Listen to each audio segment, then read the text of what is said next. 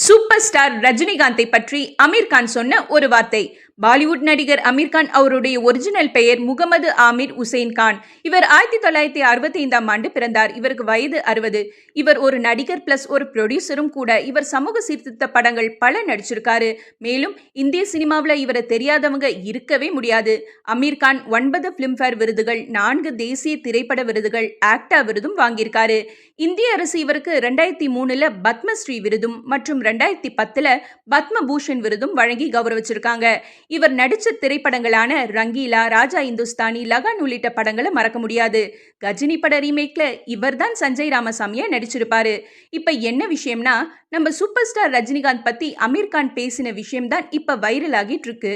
அவர் என்ன சொன்னாருன்னா, கூலி படம் பத்தி என்கிட்ட பேச வந்தப்ப நான் கதையை என்கிட்ட சொல்ல வேணாம் அப்படின்னு சொல்லிட்டேன். என்னோட சம்பளம் குறித்தும் எந்த கேள்வியும் கேட்கல, கால் ஷீட் பத்தியும் எதுவும் கேட்கல. எப்ப நான் வரணும் அதை மட்டும் நீங்க சொல்லுங்க அப்படின்னு சொன்னாராம் அமீர் கான். இவர் இப்படி சொன்னதற்கான காரணத்தையும் சொல்லியிருக்காரு. அது என்னன்னா, இது நம்ம ரஜினி சாரோட படம். அவரோட அந்த சிரிப்பு, கண்கள்ல இருக்க எனர்ஜி, ஸ்டைல்னு எல்லாமே ரஜினி சார் பக்கத்துல இருந்து பார்த்து நடிக்கணும்னு ஆசைப்பட்டேன். அவ்வளவுதான்.